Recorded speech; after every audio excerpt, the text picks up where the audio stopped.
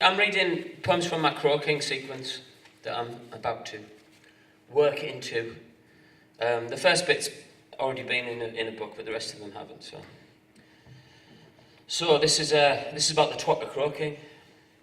The twacker croaking isn't a twacker, and he's not a crow.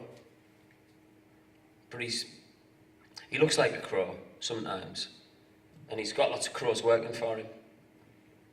Sometimes he looks like a twacker. I've seen him up Eston Hills wearing a baseball cap and then turn into a crow and fly off. And this is all about meeting him and hearing some of the tales of the dead that he wears on a necklace around his neck. He wears tongues on a necklace around his neck, keep wagging all the time. So I've got a lot of stories to tell. So, prelude to the Twacker Croaking. The foreign ports have been showing our special places. It's my turn, so we climb the escarpment of Eston Hills, emerging from graffitied concrete underpass, walking over obscene messages on the painted path, treading over the usual Teesside handles ending in A and O. Jono, dollar, rubbo, macca, nobbo. As the visitors clear smells of boot-churned mud and teenage piss from their fine-tuned Finnish nostrils, I wonder how this compares to the scent of pine and birch, of rain in grass-round lakes of teeming fish. Start to point out English beech, sycamore and elder, beyond the spray-painted remnants of the iron mines that welcome our breathless vision and notebook minds, all overgrown with vandalism and dark green moss at the top of the steep abandoned railways incline. Val tells Calais of the rumour Robin Hood was here, while I roam off the path of the old railroad's course to find a full-blown scarlet-topped fly agaric, glistening cap spot full of witch visions, shining in grey autumn light beneath a gnarly oak. And we speak of magic legends and chewed human bones, and years of furnace fire and multicoloured smoke. The Blade Runner vista of what was ICI captures our eyes as the chat shifts to industrial childhoods gone by. When the sky burned red and metal clanged in the shipyard, when the yellow river choked life out of foolhardy salmon, and sulphur smells, breeze-born, made mams take in the sheets. Even then this place was become haunted landscape. Rails ripped up and old buildings pulled down or rotten, its men of iron fading ghosts of the working forgotten, Barnaby Moore's pit-top village nothing but a few bricks. Swept by wind and rain and northern snow into a whisper of a story I offer you in semi-historical folktale fragments, for inspiration in the ears of visiting friends.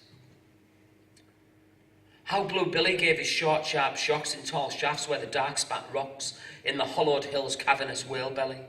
Hundreds died to drag out his guts for the world's need, to be smelted into a serpent of shining steel that encircles the globe like the Ragnarok beast, spanning vast rivers, spawning rail tracks and weapons, for the conquest of nations and imperial wars, for defence of this island from this small mountain's core, before it was emptied and forgotten in the seats of power, till its secrets are in the keeping of the determined few. But the public history, though well buried and hidden, and tales of past manglings and working class pride, come tumbling easy in a molten crack flow from my lips. Esther listens, drinking his DT, stopping scotch and careful sips as we trudge and stumble up crude wooden steps to Nabtop. The other times that were really mine come hurting into mind. Young lips hot and soft in fresh summer, empty sketch pads, new price horsehair brushes, virginal tubes of the most brilliant oils opened up here for the first time, after painting tumbling in vegetation and clover, Bob Marley booming on the little beatbox. And is this love? And is this love? And is this love that I'm feeling? Then the half-empty aftermath of fear for the future, and the first cold kiss of mortality's intimations, after that first splendour in our hill's wild grass, while the other kids were revising for maths, the moment hung and dangled on a piercing briar thorn. Bees danced around us as the adult world was born. We picked sweet bilberries and let them fall into tubs, thirstily eating as many with keat-stained mouths, purple blotting out the desperation of dull days below. Post-industrial kids who could only break out alone, mouthing the fine impossibilities of love and forever. I slapped the greasy paint on with a palette knife, jam thick and inarticulate, chewed on unspoken and tantalising dreams that sent me sprawling around the world, to America, to Tokyo, to Turku from the T's, seeking the vision that always hangs just out of reach, appearing ephemerally in moments of waking dreams. Now to be back here in autumn with these other sight seekers, speaking of historical ghosts that still walk this route, while the private spirits of our younger selves still roam and ramble up here in our own wuthering heights. You know, sometimes I thought I caught a sudden glimpse beyond the overgrown ferns of our familiar figures when I've returned here with our miraculous daughter to find the fruit fields of our lost innocence in timeless moments when her small soft hands filled the bowl as we did with the little sweet globes that will fill nana fridges with abundance of pie. Those young incarnations flicker before my sun-squinted eyes. Last year, I hear myself telling Henker and Jenny, the wild boys got stupid with lighter fuel and Swan Vesta burnt a wasteland in the bilberry patches and heather. Prehistor and Bracknell ash spouted rapid over our heads, and so we played explorers in a world of dad and daughter. Now I do the same, I suppose, with these grown-up wordsmiths, though to them I don't mention the Eston Hills crocodile. There's a sense of frontiers and epiphanies lurking, as Essa, the electric shaman, makes a sisu sprint to the top. A memory of the crow totem hatches from deep within.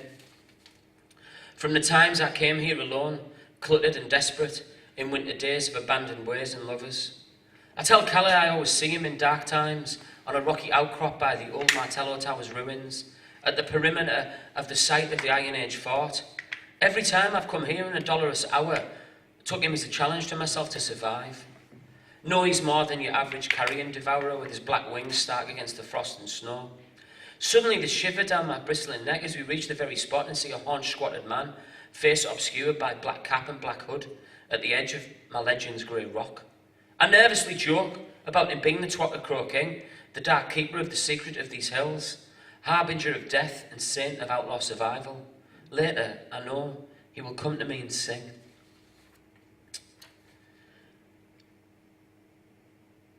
And he does. In the half-waking hour of hangover headfuzz, he comes not as the bawling yart and flap of black, from roadside verges and childhood's caravan parks, but as the stealthy, graceful glide of transformed ragamuffin above rocks and chimney updrafts. His hood is full and feathered, his face is swathed in shadows, his speech a weave of many voices, all deceased. And here's a few of the voices. I'm just going to read a couple of them.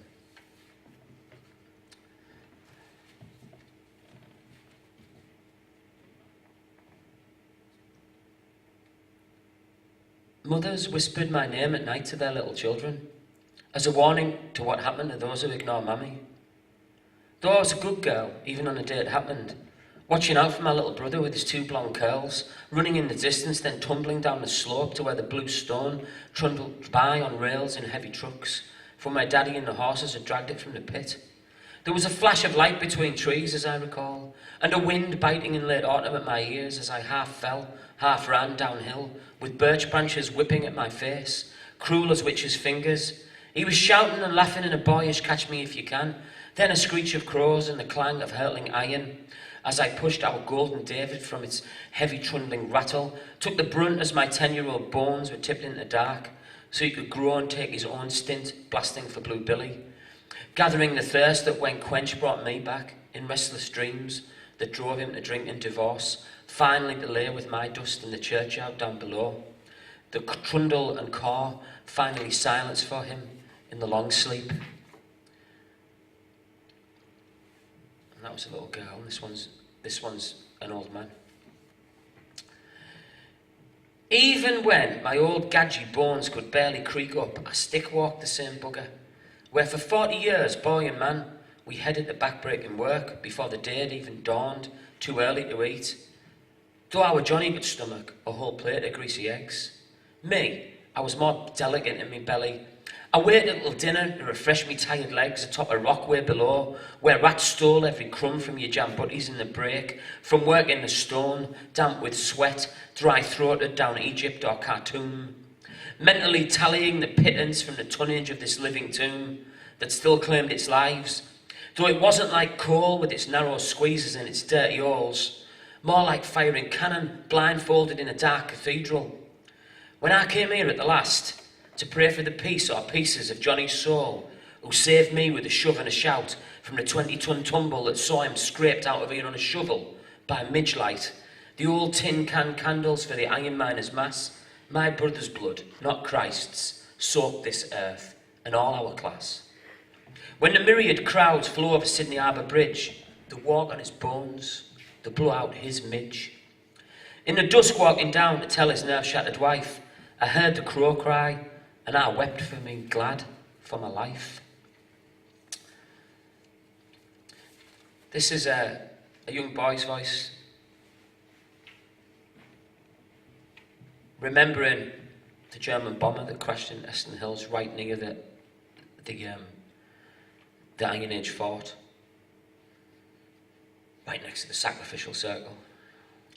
Hundreds of us ran up the Nabtop and Moor in the aftermath of the fireball, with the Spitfire's victory wheeling down the coast. The lone parachute drifted west, where the captain broke his neck in the twisted branches of an oak. But being a German, he was not thought of as a man in the dark war days, with the world overrun by machines that spit out death in a hail of fire and fury and a storm of fire and metal.